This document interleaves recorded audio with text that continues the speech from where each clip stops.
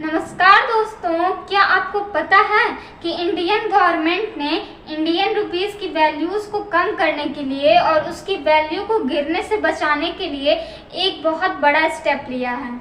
देखिए, जो गवर्नमेंट है वो ये चाहती है कि इंडियन रुपीस की जो वैल्यू है वो 80 रुपीस पर डॉलर का एवरेज क्रॉस ना कर पाए, यानी कि इससे अधिक ना हो पाए। और अगर ऐसा हो गया तो हमारे देश की अर्थव्यवस्था काफ़ी ज़्यादा कमज़ोर हो जाएगी। तो देखिए, यहाँ तक हम लोग जानते हैं कि 1 जुलाई को जो इंडियन रुपीस की वैल्यू है वो अचानक से 79.11 रुपीस पर डॉलर तक आ गई थी।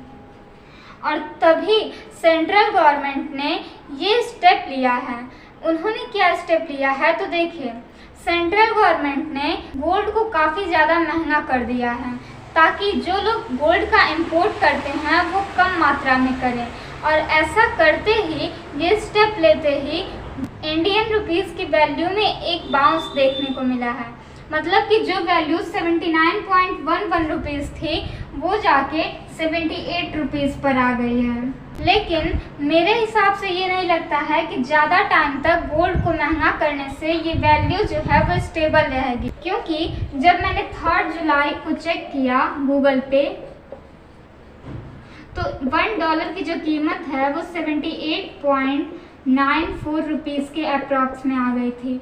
तो इस तरह से अगर हम गोल्ड को महंगा भी करते हैं फिर भी जो रुपीस की वैल्यू है वो स्टेबल नहीं रहेगी, क्योंकि धीरे धीरे फिर से रुपीस की वैल्यू कम होते जा रही है। तो देखिए, ऐसा नहीं है कि केवल इंडियन रुपीस की वैल्यू ही गिरते जा रही है।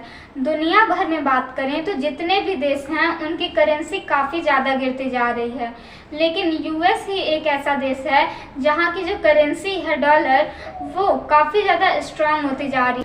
पर डे वहाँ के जो डॉलर है वो दिन प्रतिदिन बढ़ता जा रहा है और काफ़ी ज़्यादा स्ट्रांग होता जा रहा है। तो आप लोग सोच रहे होंगे कि आखिर में डॉलर इतना स्ट्रांग क्यों होता जा रहा है।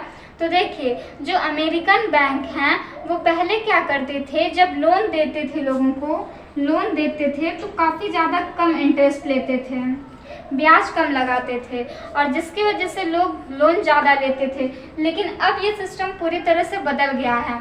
अब जो बैंक होते हैं अमेरिकन बैंक, वो लोन पर इंटरेस्ट ज़्यादा लेते हैं, जिसकी वजह से जो वहाँ के निवेशक हैं वो बैंक से लोन लेकर स्टॉक मार्केट में कम मात्रा में लगाते हैं, जिसकी वजह से पूरी दुनिया में जो डॉलर है वो अच्छे से नहीं पहुंच पाता है। और इसी की वजह से आज पूरी दुनिया में डॉलर की काफ़ी ज़्यादा कमी हो गई है। और जो विदेशी निवेशक हैं जिनको हम FII कहते हैं, अब यहाँ पे आप लोग FII का कंपेयर FDI से मत कर लीजिएगा, क्योंकि जो FDI होती है वो 3-4 साल के लिए उसमें आपका अमाउंट फिक्स हो जाता है, लेकिन जो FII होती है इसमें आप अपना पैसा 6 से 7 महीने में निकाल सकते हैं। और जो विदेशी निवेशक हैं वो पॉजिटिव थिंकिंग लेकर, यानी कि सोचते हैं कि 10 से 20% स्टॉक मार्केट में उछाल तो आएगा ही, और वो अपना पैसा जो है वो स्टॉक मार्केट में लगा देते हैं, और उसके बाद से जो प्रॉफिटेबल मनी रहता है, यानी कि जो प्रॉफिट उनको मिलता है वो ले करके वो अपनी कंट्री में चले जाते हैं। तो इस प्रकार से जो FII वाले होते हैं वो बाकी देशों से, यानी कि पूरी दुनिया भर से बिलियंस ऑफ डॉलर्स कमाते हैं।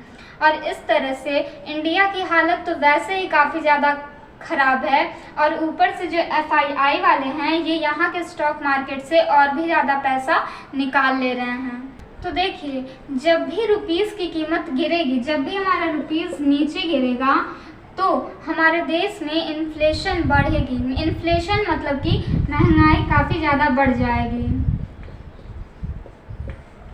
जैसे कि आप पाकिस्तान का एग्जाम्पल ले सकते हैं, और जो पाकिस्तान है वो अपने देश की बची हुई करेंसी को बचाने के लिए वहाँ के जो मिनिस्टर्स हैं वो अपने यहाँ के लोगों को यहाँ तक कह रहे हैं कि आप चाय पीना बंद कर दीजिए, क्योंकि वहाँ पे मिलियंस ऑफ डॉलर्स में चाय का इंपोर्ट किया जाता है, क्योंकि वहाँ पे चाय को उगाया नहीं जाता है। लेकिन इंडिया में काफ़ी राज्य ऐसे हैं जहाँ पर चाय उगाई जाती है, तो हमें इंपोर्ट करने की ज़रूरत नहीं पड़ती है। लेकिन उनको चाय भी इंपोर्ट करनी पड़ती है, जिसकी वजह से वहाँ के मिनिस्टर्स यहाँ तक कह रहे हैं कि आप चाय पीना बंद कर दीजिए। और साथ ही साथ जो स्मार्टफोन्स हैं उनको भी इंपोर्ट करना बंद कर दिया गया है। अपने देश की करेंसी को बचाने का एकमात्र यही तरीका है कि अपनी जो करेंसी है उसको इंटरनेशनल मार्केट में भेजना बंद करना पड़ेगा। और साथ ही साथ हमें अपना एक्सपोर्ट बढ़ाना पड़ेगा, जिसकी वजह से हमारा जो आर्थिक व्यवस्था है वो सही हो सके। और इस समय जो इंडिया की गवर्नमेंट है वो ये सोच रही है कि लोग इंडिया में सबसे ज़्यादा क्या परचेस करते हैं, जिसका हमारे इंडस्ट्रीज़ पर भी ज़्यादा इम्पैक्ट नहीं पड़ता है। तो गवर्नमेंट के सोचने के बाद रिज़ल्ट ये आया कि इंडिया के लोग गोल्ड ज़्यादा परचेस करते हैं। इंडिया में आप हर घर में देखेंगे तो अगर किसी के भी पास पैसा आ जाएगा कुछ, तो वो लोग गोल्ड खरीद करके उसको स्टोर कर लेते हैं, ताकि आगे आने वाले समय में अगर कोई दिक्कत हो तो इस गोल्ड की वजह से वो अपना गुजारा कर सकें। और यहाँ तक कि पूरी दुनिया में हाउस होल्ड में सबसे ज़्यादा गोल्ड पाया जाने वाला देश भारत ही है। तो जो गवर्नमेंट है वो अपनी देश की करेंसी को बचाने के लिए गोल्ड का जो इम्पोर्ट टैक्स है, गोल्ड पर जो इम्पोर्ट टैक्स लगता था उसको बढ़ा दिया है। पहले ये टैक्स 7.5% लगता था, जिसको बढ़ा करके गवर्नमेंट ने 12.5% कर दिया है। तो ये जो टैक्स है वो इसलिए बढ़ाया गया है ताकि लोग गोल्ड का इंपोर्ट कम करें। तो इस तरह से यही एक तरीका था जिसकी वजह से अपने देश की करेंसी को गिरने से बचाया जा सकता था। तो गवर्नमेंट ने भी यही स्टेप लिया है और अपने देश की करेंसी को बचाने के लिए गोल्ड का जो इंपोर्ट टैक्स है उसको बढ़ा दिया है। तो आज की वीडियो में बस इतना ही। अगर आपको वीडियो पसंद आई हो तो वीडियो को लाइक करिएगा और चैनल पर नए हैं तो चैनल को सब्सक्राइब करके बेल आइकन को प्रेस करना बिल्कुल नहीं भूलिएगा। मिलते हैं नेक्स्ट वीडियो में एक नए टॉपिक के साथ। तब तक के लिए जय हिंद, वंदे मातरम।